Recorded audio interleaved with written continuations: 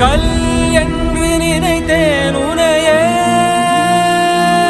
நீ யார் என்று சொன்னாய் மனமே தான் நீயா. எதில் நீ இருந்தாய் எங்கோ மறைந்தாய் உனைத்தே